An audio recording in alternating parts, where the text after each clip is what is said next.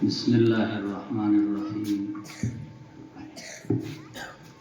الحمد للہ وکفی وسلام علی عباده الذین اصطفى اما بعد فاعوذ باللہ من الشیطان الرجیم بسم اللہ الرحمن الرحیم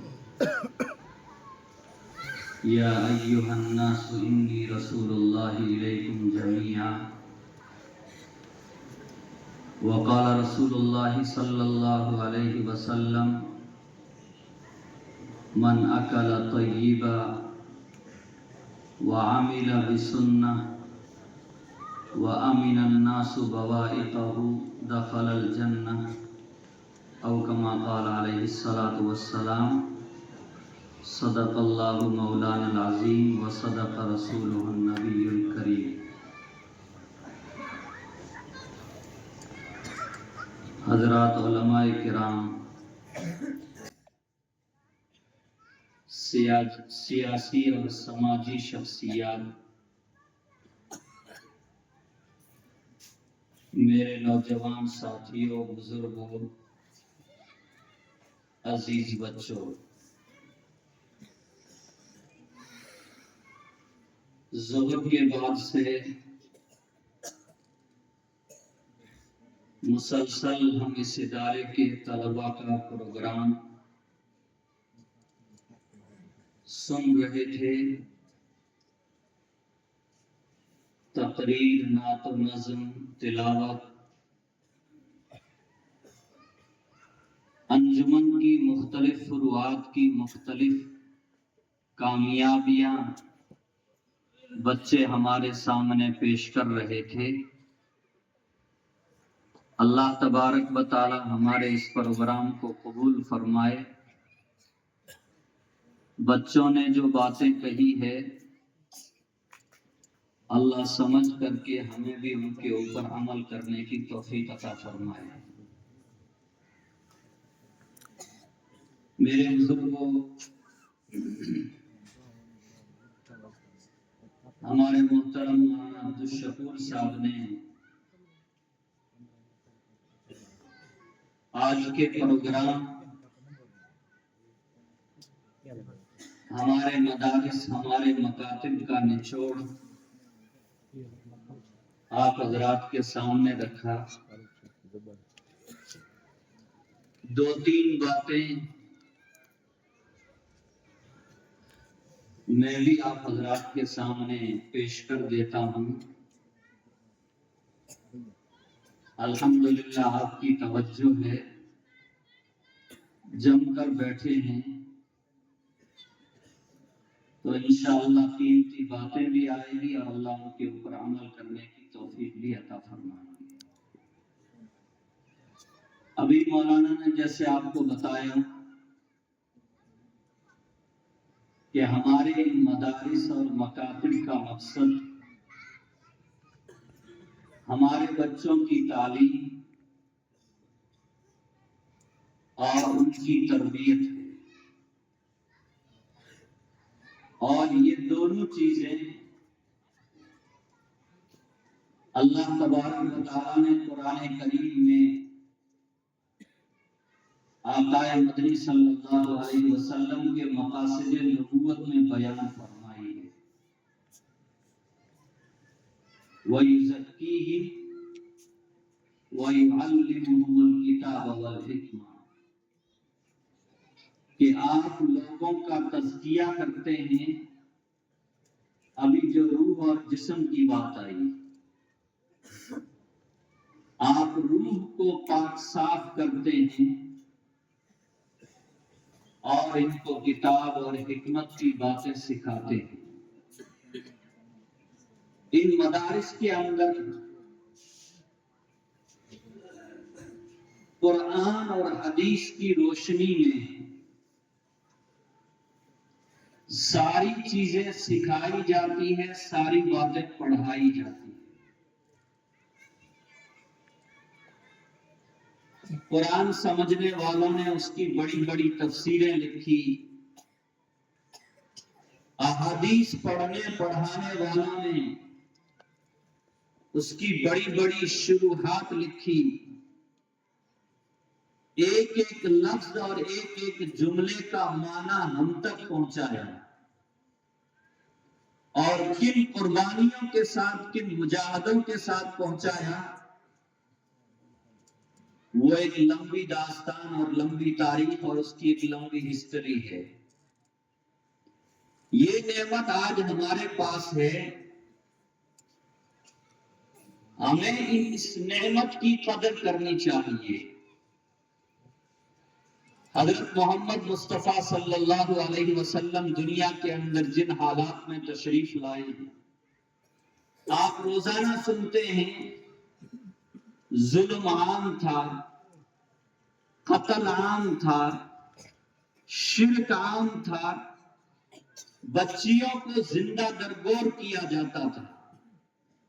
ان حالات میں اللہ تعالیٰ نے حضرت نبی کریم صلی اللہ تعالیٰ علیہ وسلم کو مبعوث فرمایا، اور قرآن اس کا اعلان کرتا ہے، یا ایھا الناس انی رسول اللہ۔ اللہ نبی علیہ السلام کی زبانی اعلان کرواتے ہیں کہ آپ کہہ دیجئے، آئے لوگوں، میں اللہ کی طرف سے دنیا کے تمام لوگوں کا رسول، پیغمبر بنا کر کے بھیجا گیا ہوں۔ کسی ایک قبیلے کا نہیں، کسی ایک علاقے کا نہیں، کسی ایک ملک کا نہیں۔ جب اللہ کا وہ نبی دنیا کے اندر اس کنڈیشن کے ساتھ آیا ہے، تو اس نبی کی تعلیم اور اس نبی کی تربیت بھی اسی معیار کی ہوگی۔ دنیا کا کم سے کم انسان اٹھ کر کے آئے گا، وہ بھی پہلی صف میں بیٹھ سکتا ہے۔ دنیا کے اعلیٰ سے اعلیٰ انسان اٹھ کر کے آئے گا، وہ بھی پہلی صف کے اندر بیٹھ سکتا ہے۔ شاعر کہتا ہے، ایک ہی صف میں کھڑے ہو گئے محمود و ایاز، ایک ہی صف میں کھڑے ہو گئے محمود و ایاز، نہ کوئی بندہ رہا نہ کوئی بندہ نواز۔ یہ ہمارے نبی کی صفت ہے، جس کا قرآن اعلان کر رہا ہے۔ جو صفت نبی علیہ السلام کی ہے، نبی علیہ السلام کے ماننے والوں کے اندر بھی وہی صفت ہونی چاہیے۔ جو پیغام آپ لے کر کے آئے ہیں، وہ پیغام قرآن کریم پڑھنے اور سمجھنے والوں کو بھی دوسروں تک پہنچانے کی کوشش کرنی چاہیے۔ اور اللہ کے کچھ نیک بندے کھڑے ہوتے ہیں اور دنیا کے کونے کونے، گوشے گوشے کے اندر اس پیغام نبوت کو پہنچانے کی بھرپور کوشش کرتے ہیں، اور اس کوشش کے نتیجے میں اس دور کے اندر اور اس دور سے پہلے بھی اللہ نے جتنی اسلام کو مقبولیت دی ہے، کسی اور مذہب کو اللہ تبارک و تعالیٰ نے وہ مقبولیت عطا نہیں فرمائی۔ تو میں خاص طور سے حضرات اہل علم سے بھی عرض کرنا چاہوں گا کہ اس پیغام نبوت کی ذمہ داری ہمارے کاندھوں کے اوپر ہے۔ ہمیں اس ذمہ داری کی ادائیگی کے لیے جن صفات سے متصف ہونا ضروری ہے، ان صفات سے متصف ہونے کی بھرپور کوشش کرنی چاہیے۔ تیسری چیز ہے جو ہمارا دوسرا موضوع رہتا ہے، اصل موضوع، ہم جس سماج میں رہیں، جس معاشرے میں رہیں، جس علاقے اور جس سوسائٹی کے اندر رہے، ہمارا سماج انسانیت نواز اور ہمارا سماج اسلام کی نمائندگی کرنے والا ہونا چاہیے۔ اسلام نے سارے شعبوں کے اندر ہماری رہبری کی ہے۔ بہت سی جگہ میں نے یہ بات کہی ہے کہ اسلام اس دنیا میں آنے کے بعد ہماری رہنمائی نہیں کرتا، بلکہ اسلام جب ماں کے پیٹ کے اندر بچہ ہوتا ہے، وہاں سے اسلام کی رہنمائی شروع ہو جاتی ہے، اور قبر کے گڑھے میں اتارنے تک اسلام ہماری مکمل رہنمائی کرتا ہے۔ تو کیا اسلام عبادات کے اعتبار سے ہمیں بیکار چھوڑ دے گا؟ معاملات کے اعتبار سے ہمیں ایسے ہی چھوڑ دے گا؟ معاشی اعتبار سے ہماری کوئی رہنمائی نہیں کرے گا؟ اگر کوئی ایسا سوچتا ہے تو یہ اس کے ایمان کی کمی ہے اور اسلام کے مطالعے کی ناقص ہونے کی علامت ہے۔ ہم یہ سوچتے ہیں کہ ہم بازار میں جائیں تو اسلام وہاں ہمارے کوئی کام نہیں آئے گا، اسلام صرف مسجد میں ہماری نمائندگی کرے گا، مکتب میں اور مدرسے میں نمائندگی کرے گا، سیاست کے میدان میں، سماجی میدان میں، معاشی میدان میں اسلام ہماری رہبری اور رہنمائی نہیں کرتا ہے۔ میرے بزرگوں اور دوستوں، ہم نے اسلام کا مطالعہ نہیں کیا، اسلام کے جاننے والوں کے پاس ہم بیٹھے نہیں، ہم نے ان سے سیکھا نہیں، ورنہ ایک ایک چیز کی اسلام مکمل رہنمائی کرتا ہے۔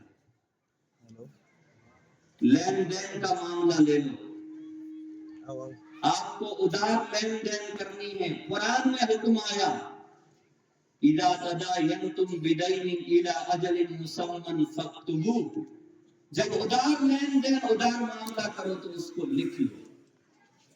کیوں؟ آگے چل کر کے جھگڑا پیدا ہوگا، وہ کہے گا کہ ریٹ اتنی تھی، وہ کہے گا ریٹ اتنی نہیں تھی۔ اسلام جھگڑے کو ختم کرتا ہے، اسلام جھگڑے کو پیدا نہیں کرتا ہے۔ جھگڑے کی جتنی چیزیں تھی ان تمام چیزوں کے اندر اسلام نے ہماری مکمل رہنمائی کی ہے۔ ان مدارس میں، ان مکاتب میں اسلام پڑھایا جاتا ہے، اسلام سمجھایا جاتا ہے۔ آج ہمارے معاشرے کے اندر، ہمارے سماج کے اندر علم آیا ہے اور علم والے لوگ عمل کے ساتھ وابستہ بھی ہیں، لیکن ہمارا اثر عمومی طور پر سماج کے اوپر کم ہوتا جا رہا ہے۔ اس کے نتیجے میں بے حیائی کا دور عام ہو گیا۔ حالانکہ کسی اجنبیہ کو دیکھنا ناجائز ہے،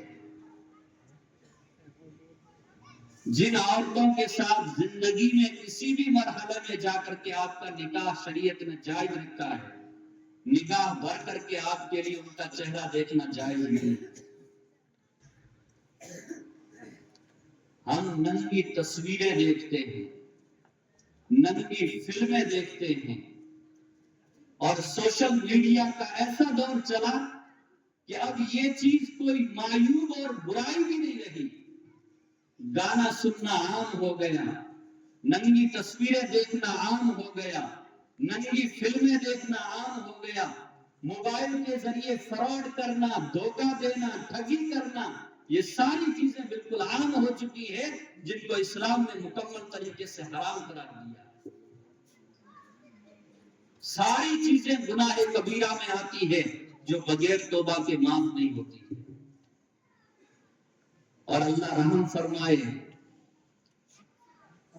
میں ہر جگہ اپنے نوجوانوں سے ہاتھ جوڑ کر کے کہتا ہوں کہ آپ ہمارا مستقبل ہیں،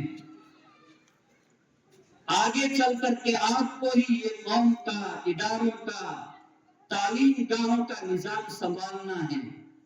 لیکن اگر یہ نوجوان بے راہ رو ہو جائے گا، راستے سے بھٹک جائے گا، تو پھر آنے والی نسلوں کا، بچوں کا، اولاد کا کیا حال ہوگا؟ اس کے نتیجے میں ایک بات مجھے اور یاد آئی۔ ابھی جیسے قاری صاحب نے، مولانا نے فرمایا، جو بچے یہاں آتے ہیں ان کی تعلیم کا، تربیت کا مکمل انتظام کیا جاتا ہے، لیکن یہ بچے 15 دن کے لیے گھر پہ چھٹی پہ آئیں گے، اور ابھی 2 مہینے کی لمبی چھٹی ہوگی، اس چھٹی میں گھر کے اوپر آئیں گے۔ اگر ماں باپ نیک نہیں ہیں تو مدرسے کے اس ماحول کا اثر، اساتذہ کی سال بھر کی ہوئی محنت 2 دن میں اس کے اوپر پانی پھر جائے گا۔ یہاں بچوں کو انسانیت بھی سکھائی جاتی ہے، اخلاق بھی سکھائے جاتے ہیں، اسلام کی ساری تعلیمات سکھائی جاتی ہے۔ گھر کا ماحول، معاشرے کا ماحول اچھا نہیں ہوگا، وہاں آ کر کے وہ نظام سارا اس کا درم برم ہو جائے گا۔ اللہ کا شکر ہے، 10 علماء ہیں، حفاظ ہیں، لیکن گھروں کا ماحول نہیں، سوسائٹی کا ماحول نہیں، وہ مجبور ہیں کہ سماج جس رخ کے اوپر چل رہا ہے، گھر کے لوگ جس رخ کے اوپر چل رہے ہیں، ان کو بھی اسی رخ کے اوپر چلنا پڑتا ہے، مجبوری کے اندر وہ سارے کام کرنے پڑتے ہیں۔ اس لیے میرے بزرگوں ضروری ہے، جوانوں کی تربیت کا نظام اس وقت بہت ضروری ہو گیا۔ ابھی ہمارے سرپنچ صاحب نے اور امید علی بھائی نے 2 لاکھ روپے کا اعلان کر دیا، ہماری بھی ذمہ داری بنتی ہے۔ ہم ذرا سوچیں کہ یہ مال جو ہم کما رہے ہیں اس کا بھی حساب دینا ہے، اور جہاں خرچ کر رہے ہیں اس کا بھی حساب دینا ہے۔ میں ایک چھوٹا سا سوال کرتا ہوں، ہم جس گھر میں رہتے ہیں، جس ماحول میں رہتے ہیں، ہم اپنی غذا، اپنی اولاد کی غذا، ماں باپ اور بیوی کی غذا، اپنے کپڑے، اپنے اور اپنی اولاد کے علاج کے علاوہ کتنے روپے غلط طریقے سے برباد کر رہے ہیں، تباہ کر رہے ہیں۔ حساب لگائیں گے تو بہت سے نوجوانوں کہ یہاں تو اس کا اندازہ لاکھوں میں چلا جائے گا۔ کتنی بری بات ہے۔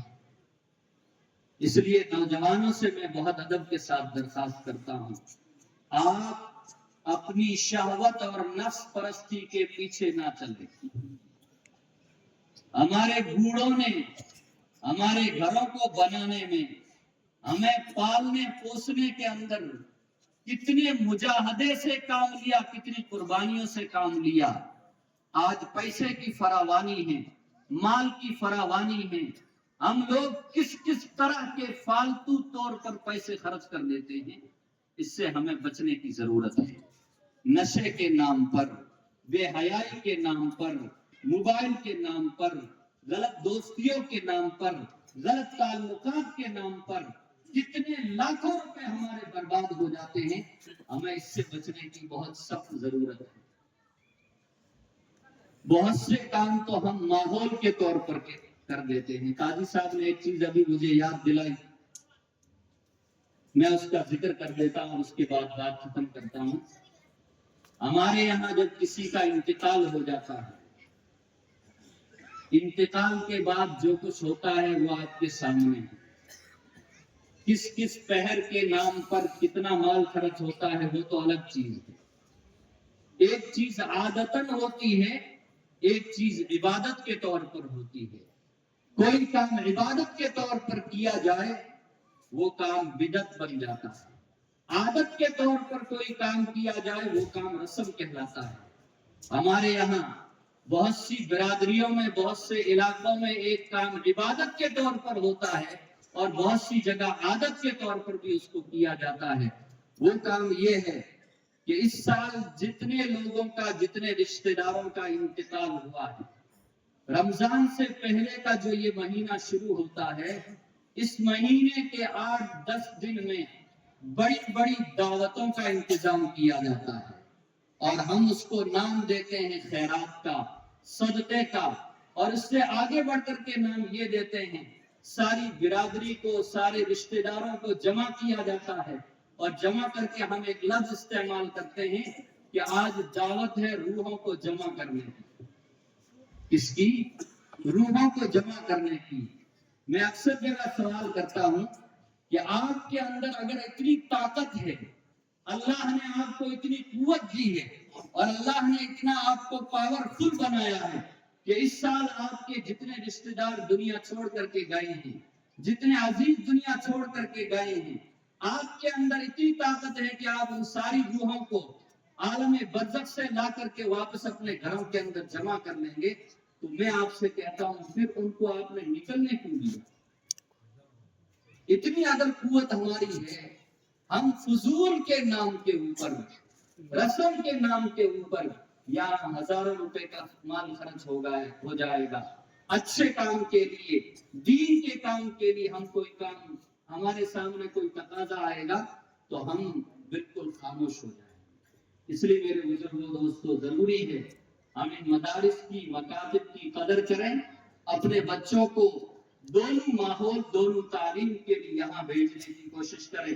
مجھے بڑی خوشی ہوئی قاری صاحب نے یہاں 12ویں کے لیے اعلان کیا.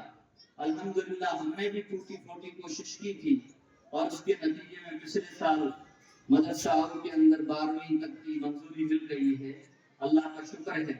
ہر ادارے کے اندر 10ویں 12ویں تک کا اس وقت انتظام ہونا چاہیے. بچوں اور بچیوں دونوں کے لیے شریعت نے جو حدود رکھے ہیں ان حدود کے اندر رہتے ہوئے سب کے لیے تعلیم کا بہترین انتظام کرنا چاہیے. اللہ تعالیٰ آپ تمام حضرات کو جزائے خیر عطا فرمائے. میں آپ حضرات کا شکریہ ادا کرتا ہوں اور خاص طور سے ادارہ حاضہ کے نائب محتمم حضرت مولانا محمد الیاس صاحب دامت برکاتہم اور ان کے پورے عملے کا بھی شکریہ ادا کرتا ہوں کہ آپ نے ہم خودوں کو اتنی ہماری حوصلہ افزائی فرمائی. اللہ تعالیٰ آپ کے پروگرام کو قبول فرمائے. ادارے کے اندر مخلص اور محنتی اساتذہ کی ٹیم اللہ جمع فرمائے اور اللہ تعالیٰ اس ادارے کو دن دگنی رات چوگنی ترقیات سے مالا مال فرمائے. اللہ کہنے اور سننے سے زیادہ ہم سب کو عمل کرنے کی توفیق عطا فرمائے. وآخر دعوانا ان الحمد للہ رب العالمین.